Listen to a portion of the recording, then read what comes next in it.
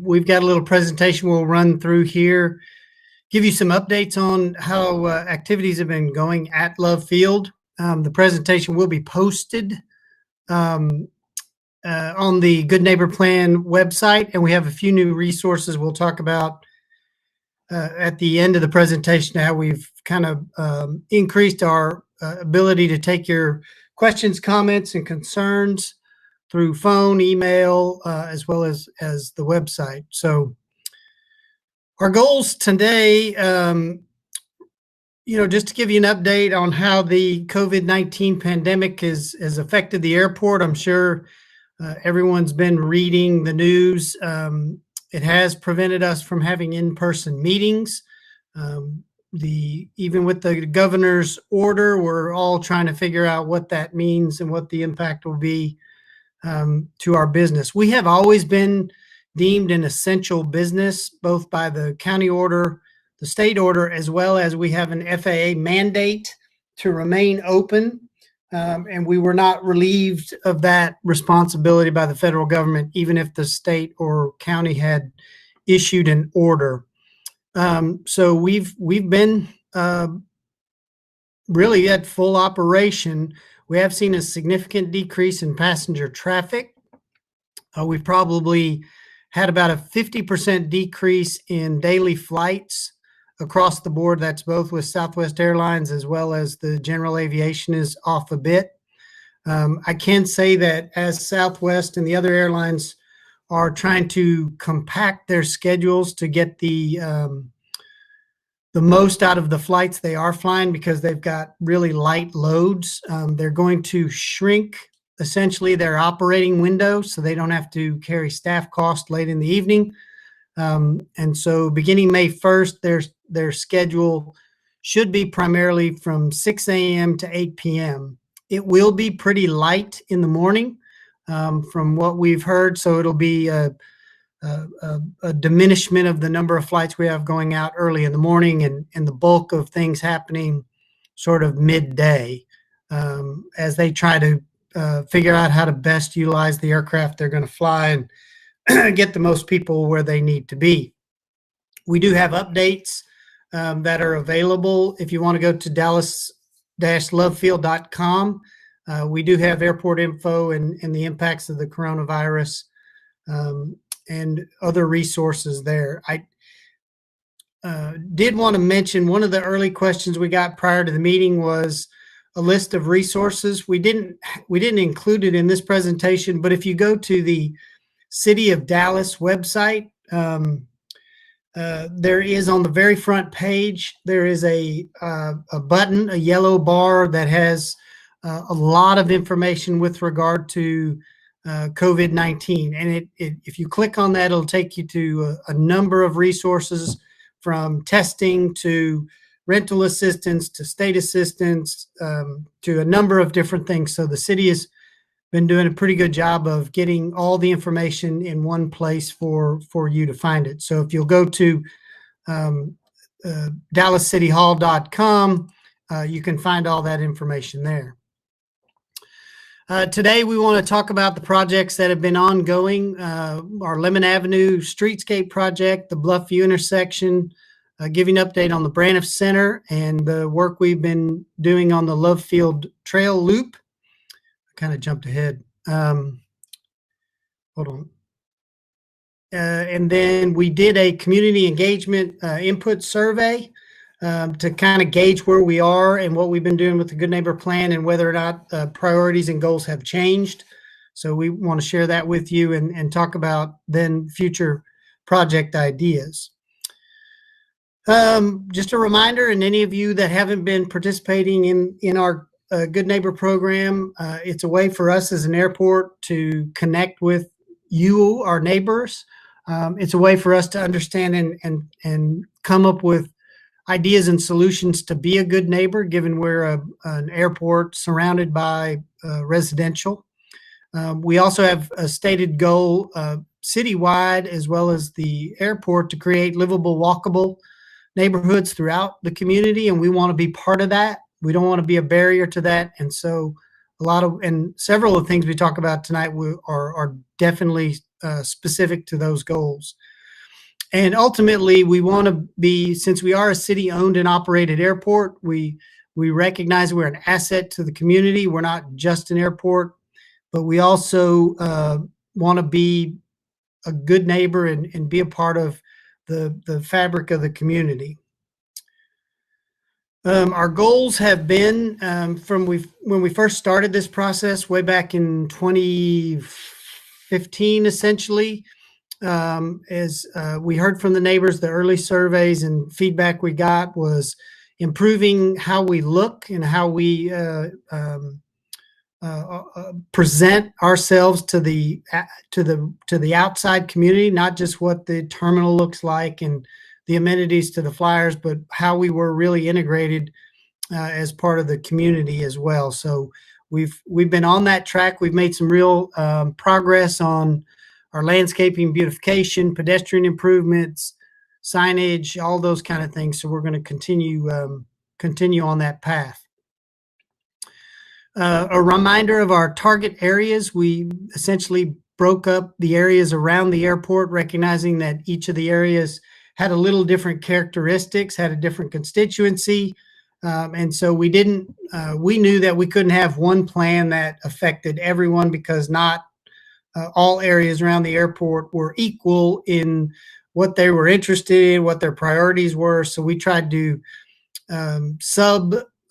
categorize the areas around, and we're continuing to do that through our engagement and through the Good Neighbor program. Now on to our updates. The Lemon Avenue streetscape has been ongoing. The design is moving along. The goal was to improve Lemon Avenue along the Love Field boundary. The Love Field property actually extends to the east of Lemon Avenue. So there's a certain amount of property on the east side of Lemon, away from the airport, that is airport property, that gives us some flexibility and ability to do some things. We heard early on that the connectivity around the airport wasn't that great. And so we have really been focused on that length between Bachman Lake all the way up to Airdrome, where we have the triangle. Things we've done thus far really have identified the possibilities with regard to the landscaping, urban design, improving the pedestrian and bicycle paths, looking at upgrading the street lighting, signals, improvement in the crosswalks, looking at adding some additional small pocket parks, and then improving the bus shelters we have along Lemon Avenue on both sides. We do see a fair amount of activity on the DART routes that run along Lemon. It is a major thoroughfare, so we really saw that as an opportunity to improve those kind of things. We're working through all those possibilities. Included in that would be placemaking and some gateway features to each of the neighborhoods we touch. Elm Thicket and Bluffview and Cochran Chapel and all those, and giving pedestrians or even drivers a sense that they're driving by significant and important neighborhoods as they go along Lemon Avenue. Our project schedule, we did get some questions where we are. So we've got our visioning and branding. We're beginning the public engagement, really to get feedback, to talk about all those sort of ideas that we want to do. May through July, we're going to be doing our parks master planning. That'll be done in conjunction with the park department. And it also relates to a project we're going to talk about after this, but trying to integrate all of these plans in a cohesive way so that we can connect all the way around the airport. So we're going to continue to do that. We'll then move after we get that public input, and you can kind of see a rough schedule here. And we'll be giving you updates through the Good Neighbor plan, the Good Neighbor program update meetings, which these are. These meetings are really meant to tell you where we are and also give you access to the information where that specific public input process will happen on these various projects. So kind of two different tracks going on. And so we would hope to finalize that design in spring of next year, and then contemplating a construction start, bidding the construction sometime in summer of 21. All of this right now, budgetarily, the airport has received an allotment through the FAA of the CARES Act, roughly $53.8 million. It's going to be primarily used for operation and maintenance of the airport. As you can imagine, with the 90% decrease in traffic, we have taken a significant revenue decrease. The airlines also are suffering, as well as various tenants we have on site, concessions and things like that. So the CARES Act funding, we're going to be making recommendations to the city council on how we apply that money. It will be primarily, I can tell you, it'll be primarily used for the O&M expenses for the airport to keep us operational. There are requirements. We're required to remain open and operational, and we're also required to retain 90% of our employees to apply that. So the bulk of the money will be used for that. We'll also use a big chunk to pay debt service. A lot of our revenue is dedicated to the debt service that we have for the terminal construction, garage construction, and then the additional debt service that we'll be looking at with the runway project. The next steps, I do want to mention they will be holding a virtual meeting for the public involvement on May the 5th. So look for that. If you haven't seen the notification of that, that'll be out very soon if it's not already. We are continuing to do, or will be doing, an online survey. As we're in the COVID-19 time period, it's going to be difficult to do any sort of in-person, but we're going to try and solicit that input virtually. And we'd like all of you to connect with your neighbors and let them know about the project. And we'll get the link to the online survey. They can, of course, submit any ideas, questions, or concerns through the Good Neighbor Program website as well. And like I said, we'll talk a little bit more how we've kind of improved your ability to give that feedback. And then you can visit Dallas Love Field website. We do have on our front page, we have a link to all of our airport projects. And we have this project listed, and it'll have all the information that we talk about today, as well as the links for input. The Lemon Bluffview intersection, I know we've talked about this before, that we got some money from the Council of Governments to make improvements. So we've been working with DART, our Public Works and Transportation departments, to really improve that intersection. The construction is set to begin in June of this year, so we're pretty excited about that. It'll be a big improvement on pedestrian access across Lemon and across Bluffview. It'll be kind of reconfiguring that. Maybe we think hopefully it'll reduce the confusion and improve the traffic safety as well as pedestrian safety.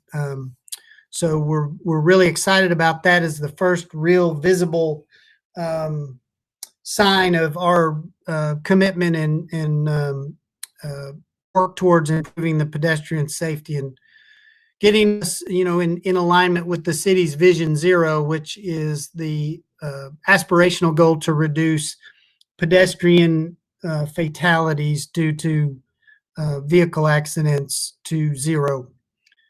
So we're going to continue working on that. Braniff Center,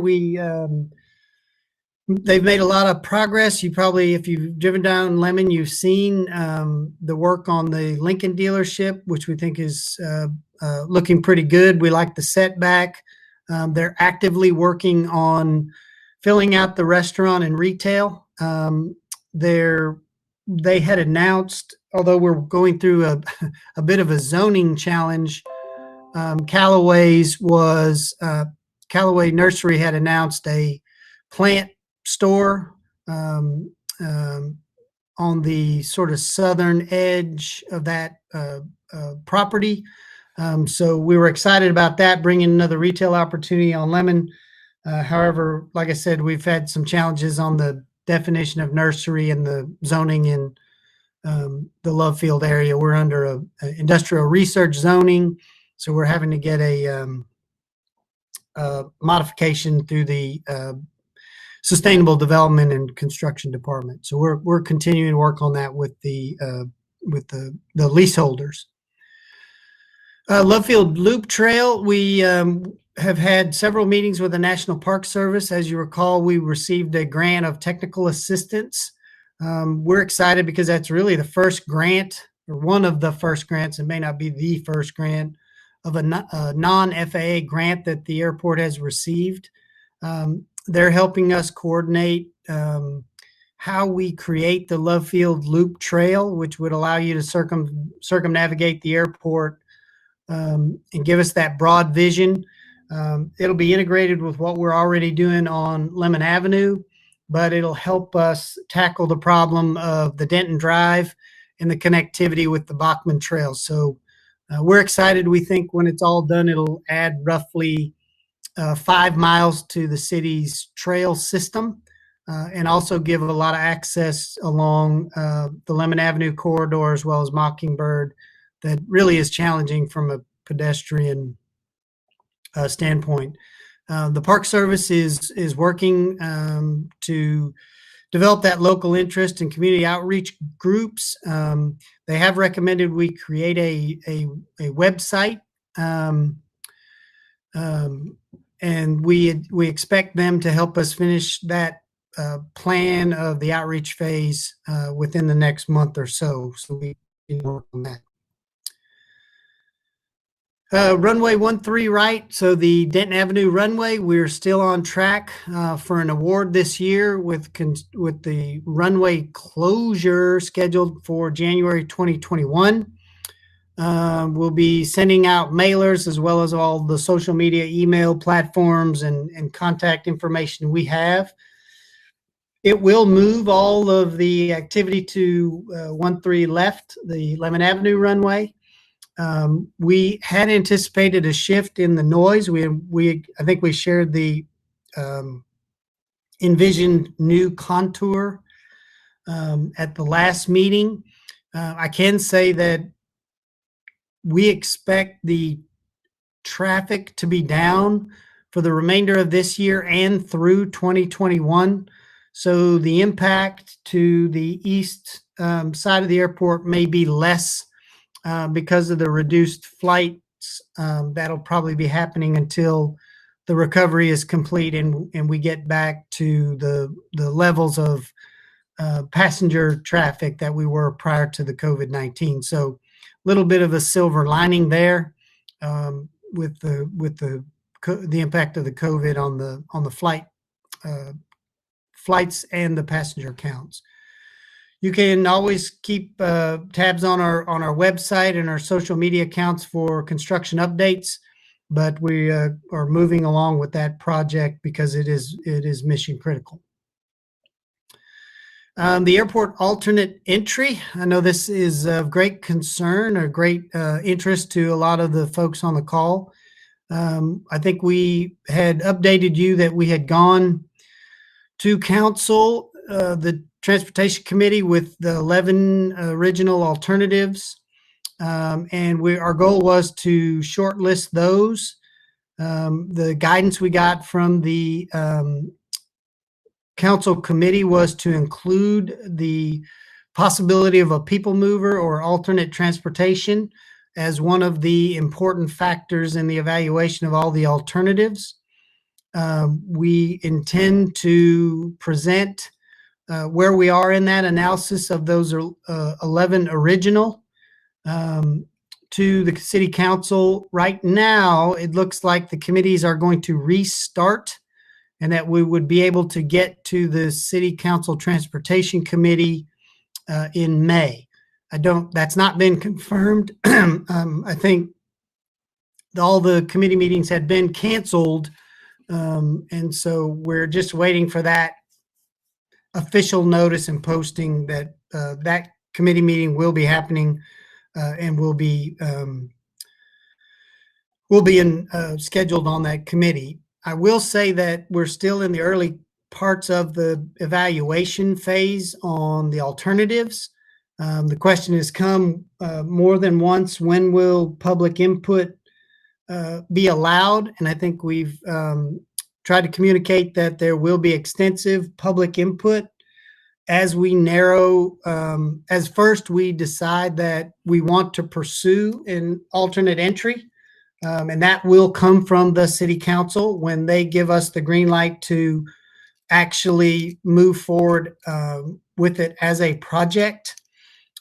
We will then begin the project process, which would include extensive public input, design programming, and all those kind of things, coordination with community groups, other departments, because it will, if we get to the point that it is an actual project and move forward, we will have to coordinate with a lot of folks to make sure that we can make it the best project it can be.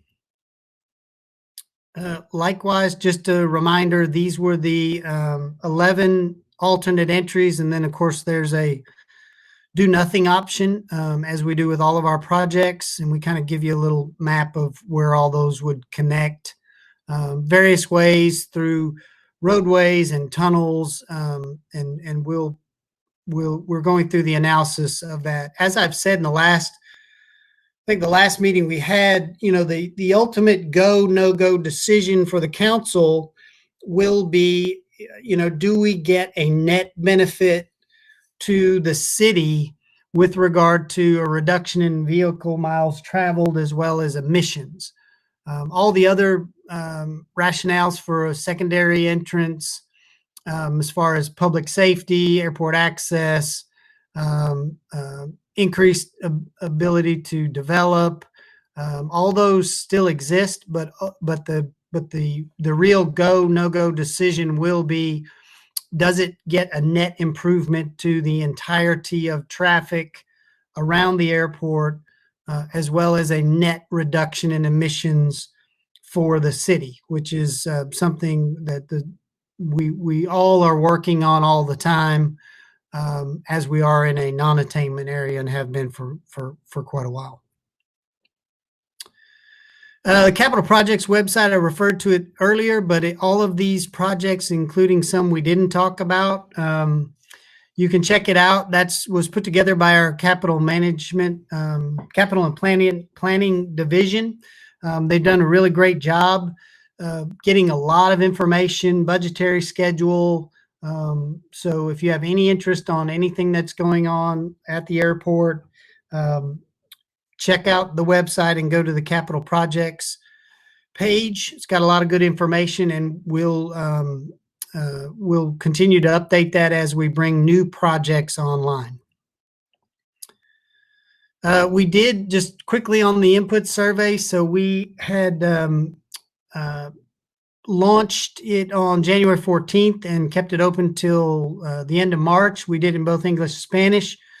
We wanted to get additional feedback on the program, on the priorities, get ideas and input from the community as well, for folks that couldn't attend the meetings or maybe didn't know about the Good Neighbor program. So we did quite a big outreach effort to connect. We got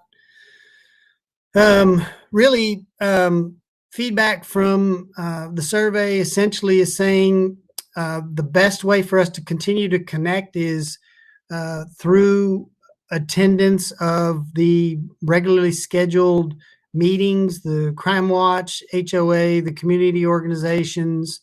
And so we've been committed to doing that with a lot of our community outreach team that's been going to these meetings and make sure that we have a presence so we can get feedback directly. And then we're going to continue to use email, the Good Neighbor program, the Love Field Environmental Advisory Committee, with their newsletter and pushing information through Nextdoor, our Facebook page, and as well as our Twitter feeds. So we'll be continuing that. One of the things we asked, the prioritization activity we did in 2015, we really saw that landscape and signage improvements, as well as pedestrian connections and buffering, both visual and noise, were the top 3 priorities. We asked the question whether or not that was still your priority. We got 63% basically said, yes, we agree with that. And of the 37% who felt like the priorities had changed, these, we sort of combined them, but the top 4 that we saw was noise abatement, traffic congestion, Bachman Lake and Park preservation, and then safety and security of the airport. So we may, it still seems like there's general alignment on the priorities. I think we have discussed whether or not we need to redo our prioritization activity because some time has passed and we've achieved a lot of the early goals, whether or not it's time to go back and refresh our priorities. And so look for updates on that as we kind of work through how we believe we should move forward with the program. Generally, I think, kind of bringing everything wrapped up, we think, being a good neighbor is important. And we do want to know if the priorities are the same. And how can we additionally help with community connections, both with the airport and with each other, and what else, really what can we do to help us continue to be a good neighbor for the community. I remind everyone to follow us on social media. We try to keep you updated, everything that's going on, both project-wise, information-wise, flight delays, weather, things like that. So it's a good source of information. We don't abuse our Twitter, Facebook. We try to keep it relevant, and we have some interesting, fun things on there too. But really, it's a good. We use it primarily as a platform to give to share information. Our new Good Neighbor Program contact. So we have created a little easier way for you to connect with us. We have a phone line. It is a message service, but it'll be monitored. If you leave a voicemail, someone knows to pick it up and get back with you. We've also created a program email, the lovefieldgnp@dallascityhall.com, and of course our goodneighborplan.com website. So we're going to continue to work on that. With that, we kind of wrap it up. Once again, my name is Mark David. I'm the Director of Aviation, and I'm happy to be able to work with all of you and work at the airport. That's all my contact information. And we have a number of already submitted questions, and I think we'll dive into those right away. And then hopefully the presentation and the information we shared today answered some of them, but we're keeping an eye on the chat, and we'll continue to address things that are going on or people submitting questions through the moderated chat. So with that, let me tackle a couple of questions we received previously. Oh, I'm sorry. Thank you, moderator. Let me remind you to go to, we have a button on the top of this presentation, the 2020 census. The deadline has been extended. It is absolutely critical that everyone in Dallas go to the census and complete their census. It's 10 questions. I've done it. It didn't take very long, but it goes directly to how federal allocations are done for healthcare, districts, school funding, and all of those things. So please, we've made it super easy. We've got the button up there. Taisha in our office has been coordinating our outreach efforts. And so please take a minute and visit the website. If you haven't done it, take your survey and get it done. So we appreciate that. All right, thank you, Mark. We're going to get ready to start the Q&A portion. I'm going to put on the screen real quick the instructions on how you can go into the Q&A. But if you go into your chat box, you can go ahead and post your questions. If you just end it with a question mark, or if you use the blue question button, it goes straight into our moderation. So we're going to start with just a few questions. 1 second, please. So we have the first question here from Mr. Tim Dickey. All right. So the status of the planned public meetings concerned the Lemon Avenue trails and sidewalks. As we put in the presentation, the virtual meeting is May the 5th. So you can attend that. That information should be available through the capital projects page. And that will be coordinating that meeting here in the near future. So that'll really be kicking off that public engagement process. I think there will be additional public input processes. Part of the challenge we've had with some of our schedules and all of our capital projects, I'll be quite honest, is with the financial impact, we've got to look at sequencing, and some things that we were planning on are going to be delayed.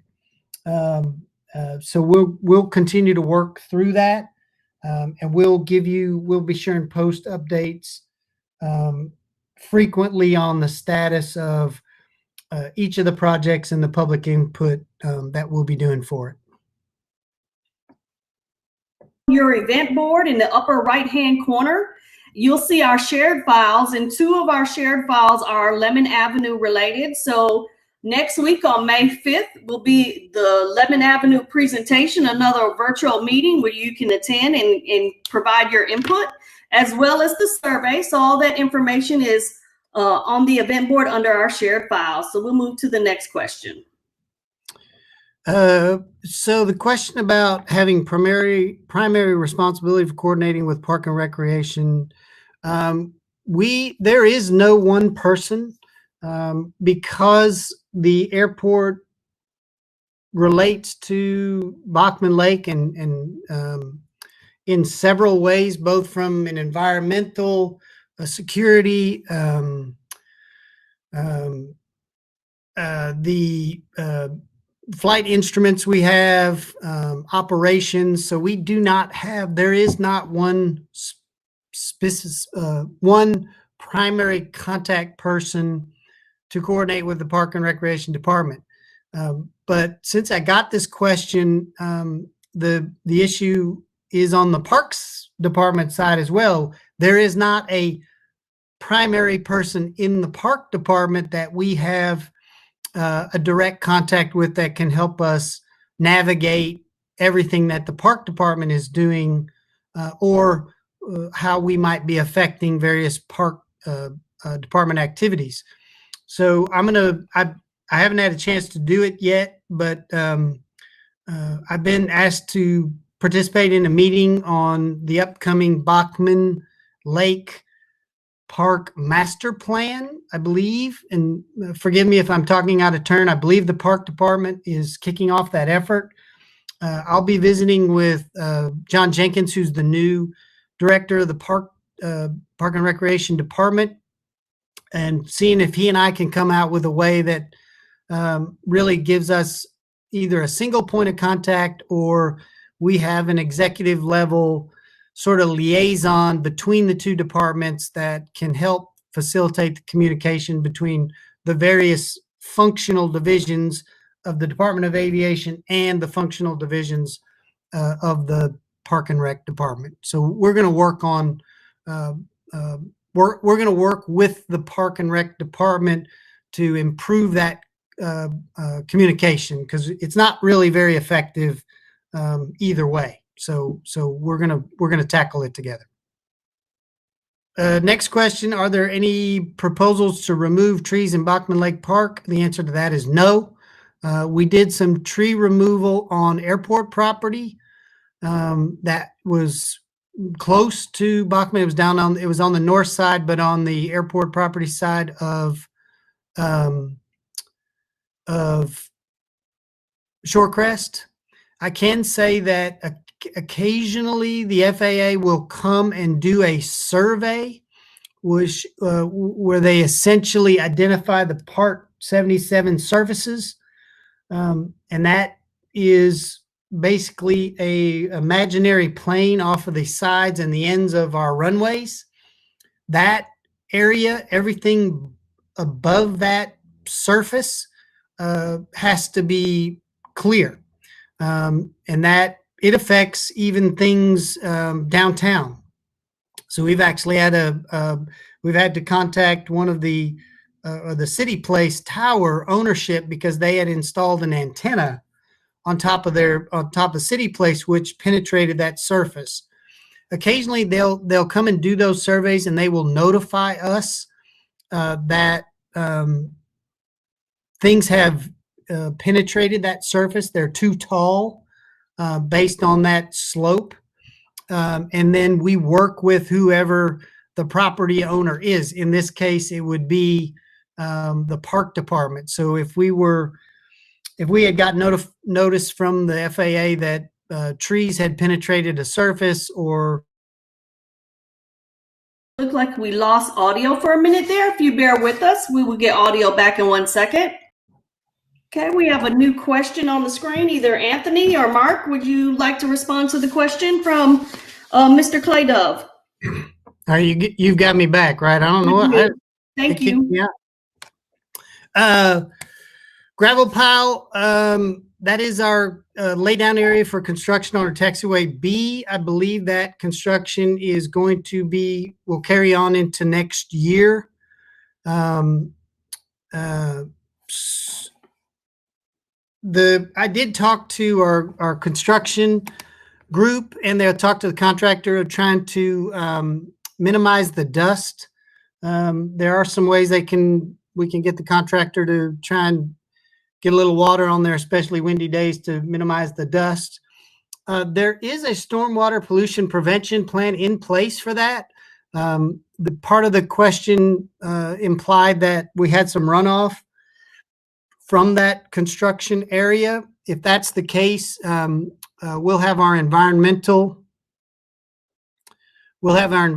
group go out and check on that site frequently to make that we don't have any runoff. So we'll continue to monitor that and try and make that a little bit more pleasant for those of you on the Denton Avenue side. This question from Mr. Dickey.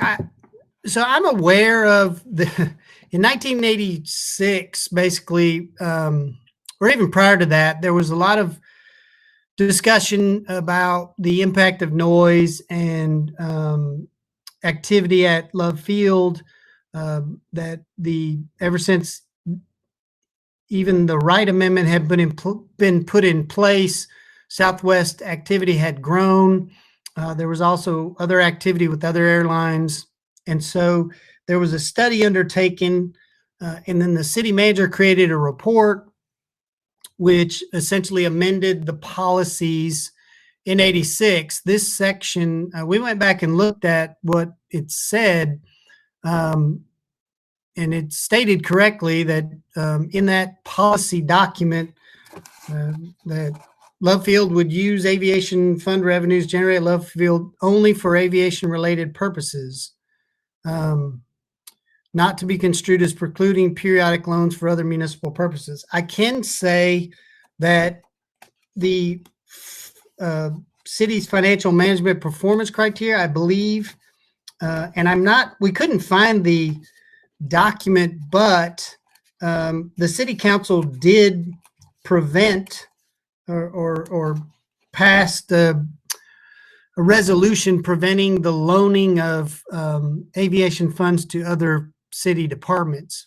I will say that the age of this document, it's been, I don't want to say it's been negated by all the ordinances and FAA rules and guidance and federal law that has come about since this was in place. So there isn't any real active any real action taken on the part of the city to say, well, that's no longer applicable. Now we're going to follow this. As the rules have changed, they essentially have updated the rules by which the airport, the policies. So the council has done that through the various ordinances and city codes. So the city code has been amended many times since then, which outlined the roles and responsibilities of the department. We are intending to take an additional amendment. It's essentially Chapter 5 of Volume 1 of the City Code to clean that up and fix some things that are outdated and not in alignment with federal law. But ultimately, as we've said with regard to noise and the noise program, the Airport Capacity and Noise Act of 90 really took away any local jurisdiction's ability to enact local rules that would affect airport activity. Now, that's not to say how we do our business. That's definitely the purview of the city council. But the FAA, ultimately, we are a federal facility, and we have grant assurances and all kinds of things, commitments we made to the federal government when we took FAA grant funds to build and maintain the airport. So the short answer is the policy has never been amended because the policy is no longer an active document. I would say that we're guided by the Dallas City Code as well as the FAA rules and city council direction. Rumor the Love Field plans to build an entry exit on Shorecrest Drive. Is this true? The answer to that is, as we described in the presentation, we are evaluating an alternative entry into the airport to improve a number of things, including traffic around the airport, pollution, emissions, and access. So we have no plans to build that yet. We're still in the evaluation and analysis phase. So the answer to that question is the rumor is not true, but we are looking at a secondary entrance to the airport. One of the options would be an entry or exit that would connect with Shorecrest Drive. Actually, two. I think there's more than one option, and where it connects on Shorecrest. So we have a couple of different options that we are looking at. Is the alternate entry going to lessen the number of flights from both runways? The answer to that is no. We don't expect, notwithstanding the impact of COVID-19 and the recovery, depending on who you listen to, the airport activity will get back to the levels it was prior to COVID-19 pandemic, either in a year or two. So we believe we're already beginning to see a uptick on the bookings. The question will be, how quickly does the traffic come back? I can tell you that Love Field will probably bounce back quicker than a lot of airports. Number one, because we're domestic only, and international is going to be hurt longer. We believe everything we're hearing. Number two, that Love Field actually, there's more demand for flights at Love Field than we have supply. So Southwest and primarily has been discouraging passengers of origin from booking flights by increasing pricing. So they've managed through their yields. I can say that if you look at the metrics on how airlines perform at airports, Love Field, because it is limited supply, that the revenue per seat mile coming out of Love Field is some of the best in the country, because people pay a premium or are willing to pay a premium to fly out of Love Field when there are other options close by. I think that's going to help us because the demand is in excess of what we had. So getting back our numbers will come quicker because I think the demand is still there, and there's excess demand, which will help us recover quicker and get back to the levels of activity and provide those flight option to our citizens, which is ultimately our number one goal. So there will be a diminishment of flights for the near term, but we believe that recovery is going to start probably in August, and then we'll be steadily adding passengers through 2021 into 2022 with the hope that we'd be back to 16 million passengers sometime in early 2022. Okay, with the reduced traffic now, would it be best time to do construction repairs to the runways? Yes, it would be. We have done everything we can to get the runway reconstruction project ready to go to council. Even if we get it awarded in May, we still need time to execute contracts. Surety bonds have to be in place. Insurance has to be done.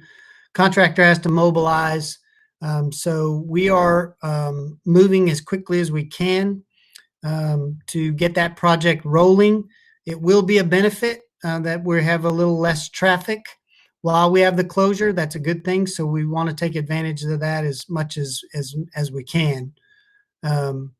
So we will be doing it as quickly as we can. We're also moving full speed ahead on the other taxiway improvements.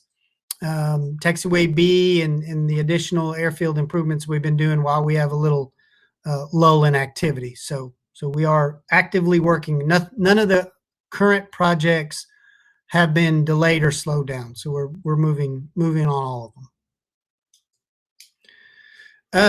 As a school and plan, wondering what resources available. It's kind of an interesting question. I'm not sure, and this is why I'm not a big fan of the virtual meetings. So as I mentioned before, there's a number of resources on the city's webpage. So if you go to dallascityhall.com, right there in the front, the yellow bar, it's got a ton of stuff, anything you might be interested in. I can't say that our social media group, if you follow us on Facebook or Twitter, Facebook is even better. They've been posting kind of some fun activities, some Love Field puzzles and quizzes. And then we also are promoting various activities for kids to do through the Frontiers of Flight Museum. And I don't have that website in front of me right now. Someone sent it to me, but I didn't print it out. But we'll be sure and put sort of interesting things that you might access virtually. We'll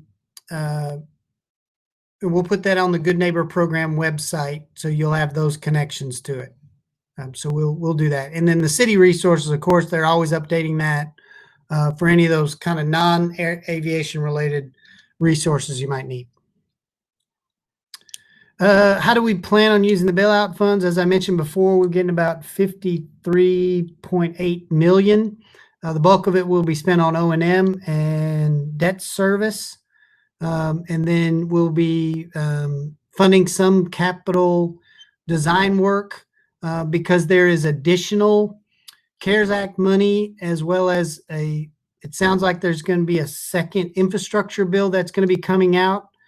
So we want to be in a position that we have projects under design or near completed with design as additional grant money becomes available. Our goal would be to leverage the FAA's Airport Improvement Program grant money and try and get as much help as we can, because then that doesn't shift the cost to the airport. So we'll be using our funds for that. We're also considering, in ways that we can help our airport partners, and we've been trying to come up with plans on trying to help everyone throughout the airport environment, from the FBOs to the concessions to everyone. So we're trying to use it. We have to use it equitably. We can't benefit one group or another. But because we've taken such a large revenue hit, as our partners have as well, the bulk of the money be used for operating expenses and payroll and our debt service. When can we expect beautification? We'll be continuing to work on that. We still have some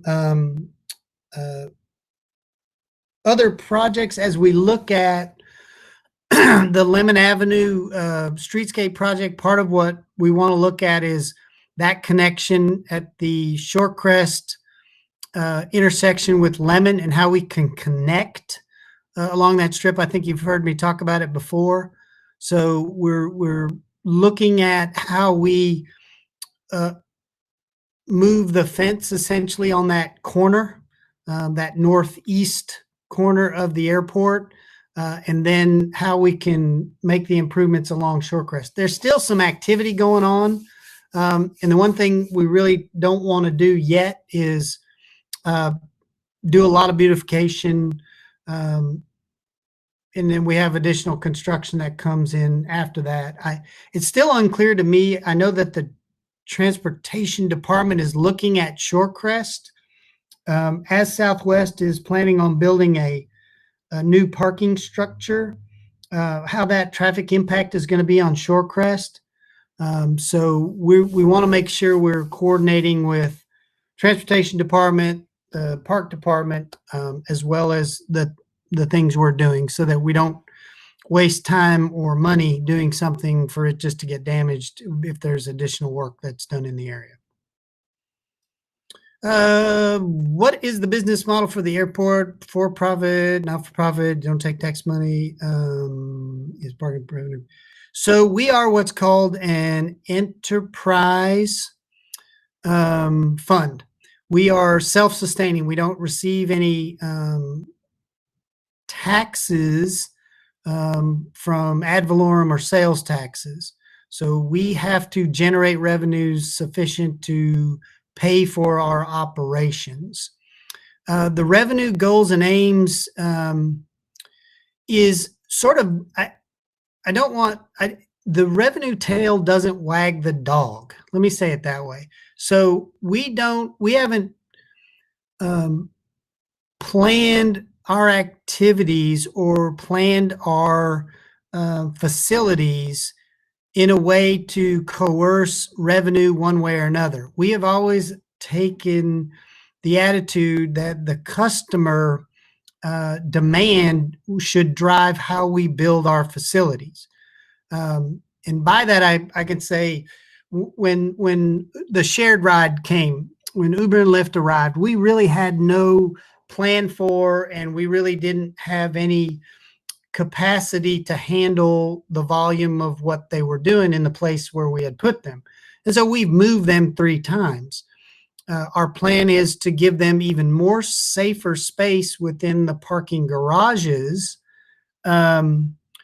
because there's just demand. We're responsive to our customers' demands. So when we made the decision to build Garage C, it was based on the fact that the customers wanted more parking. We did not have enough supply for the demand. I do think, and I can say that, we've lowered our parking pricing. So we do want to make sure that the parking garages generate revenue, and we want to make sure they're utilized to the greatest extent that they can be. But I will say that as consumer consumers' demands change, we will be responsive to that. I think our attitude is we need to figure out what the consumer wants, how we can provide that to them, and how the revenue, how we can provide value so that our customers don't mind paying for whatever those services we might provide are. I don't think the revenue goals of parking really are driving motivation to especially with regard to the alternate entry as far as driving more traffic into Love Field. And as a matter of fact, we really believe that the alternate entry is the one way we're going to be able to get a people mover connection with the DART rail line. And that you would suspect would affect our parking revenue. But we have heard loud and clear from both the city council and our customers that a transit option to get to the airport is something they want. And that's why it's very much a part of the evaluation of the alternate entry. With the increase in share ride last many years, decrease in parking revenue. So the ride share has plateaued. Prior to COVID-19, it has generally flattened over the past 6 months. When you adjust it seasonally for demand, we think that level is about 2,500 to 3,000 pickups a day. And we really haven't seen significant growth in the ride share as a percentage of our total. The demand in parking has been strong. So I think consumers are choosing whether they want to do ride share, whether they want to park in our garages, or whether they want to do off-street parking. Those choices still happen. I can tell you that last Thanksgiving, our highest volumes, that the garages, we only had, trying to remember, about 1,500 open spaces among all 3 garages. So we believe we've built enough parking, and we got really close to being full, even with the ride share. And so if we look at a rental car option, which we are continuing to evaluate, it would be a consolidated rental car facility. And we've been talking to the rental car companies about the possibility of building a rental car, consolidated rental car facility, otherwise known as a ConRack. The benefits of that are it's a little easier for the consumer. We could reduce the busing. We have a lot of each rental car company is operating their own bus. It adds to that congestion on the roadways. So we'll continue to look at that. Unless there's a seismic shift in consumers wanting to drive and park at the airport, we foresee the need for all 3 garages at least over the next 10 years. I can say that we have identified Garage A as needing to be, it's at the end of its useful life. And over the next 5 years, we need to decide how we want to demolish that garage and rebuild it. And then what would we envision the newest garage to look like? We assume as we continue to work with Uber Elevate and the other vertical takeoff and landing technologies, that the air taxi will be a reality, and how we connect it to our passengers at Love Field is something we're doing the visioning of right now. And as we consider Garage A, that may be the primary opportunity for us to really rethink a garage as a transportation hub, as opposed to just a place with parking spaces. So we'll continue to look at that. Timeline for Lemon Avenue Trail shows community input completed by May, we're not aware of any efforts on the part of Love Field to get feedback on the trail. So the meeting is May 5th. And then if Ms. Brown, we can communicate directly with you on maybe having a separate meeting with your organization to get some direct feedback. So we'd be happy to work with you. But I want to make sure that we're not talking about two different things. The Lemon Avenue streetscape does have a bicycle and pedestrian pathway as a component of it. But there is no Lemon Avenue Trail project, so to speak. So it's kind of a mix. The other thing I did want to share is the county has got a project that is going to be making improvements on Lover's Lane, which will come all the way to Lemon.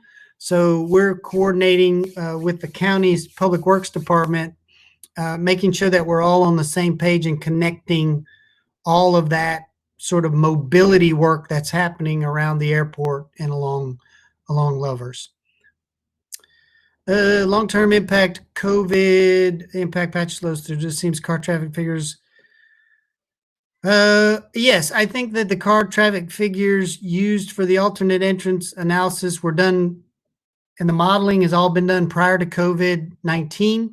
But all of that is, you have to understand that the models are not done with today's traffic. The North Texas Council of Governments traffic modeling uses traffic loads in 2030 and 2040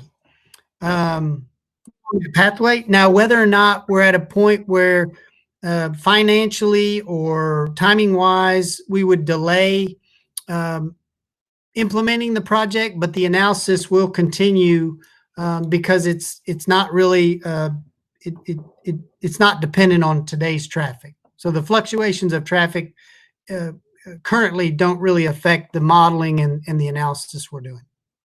On our final question, it's just a follow-up from Mr. Timothy Dickey.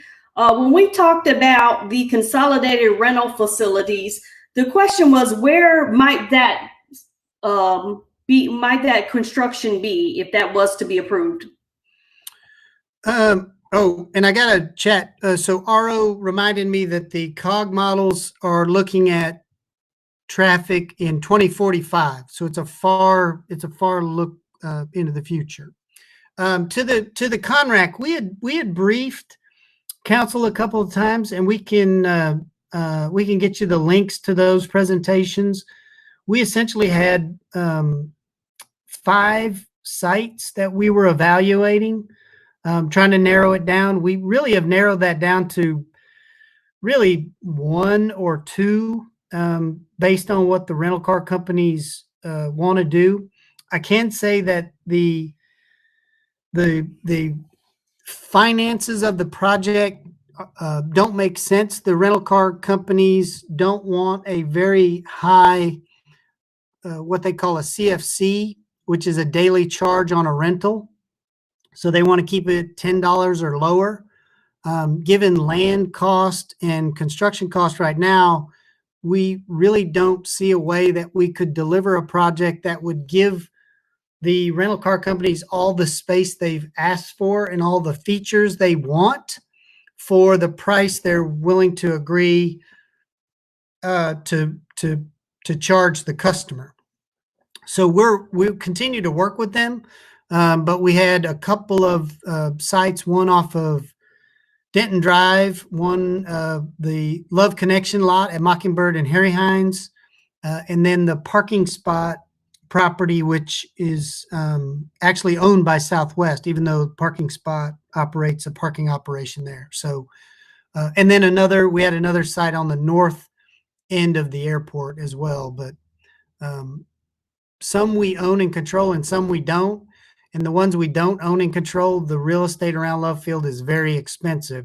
So that is really complicated, trying to come up with a project that could be that works for everyone, both on a operationally and a financial side. we really appreciate your presentation. That is all the questions that we have. Do you have any final remarks? I do not. So we really appreciate everyone's time. I know this was strange. It was for me. I much prefer to meet in person.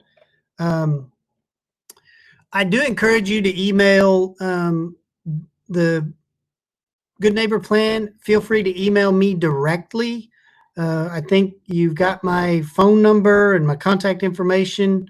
If anything I said didn't make sense or it was hard to follow, and it's hard to ask follow-up questions in this format, just let me know. We will, subsequent to this, the presentation will be posted, and then we'll also, as we get follow-up questions, we'll be sure and post kind of the question and the response on the Good Neighbor Plan website as well. So we want to continue to make sure you have the latest and greatest information. We'll continue to work on the various projects, and I know that the public input component is very important on each and every one of those projects, so we'll continue that. We hear you loud and clear. But other than that, I thank you all for your time, and hopefully we won't get hail or high winds, and I'll have to go up to the airport tonight to look at damage. So everyone be safe, practice good hygiene, stay inside if you can, and we really appreciate the time you gave to us today. Thank you everyone for joining us. As already stated, we'll be posting the presentation and additional information on our Good Neighbor Program website. You can also email us questions or call into our new program hotline, as well as stay connected with us through our email. If anybody has any additional information, I will continue to keep the chat open, and we'll take any other questions or technical things that you might have. Thank you. Have a good night.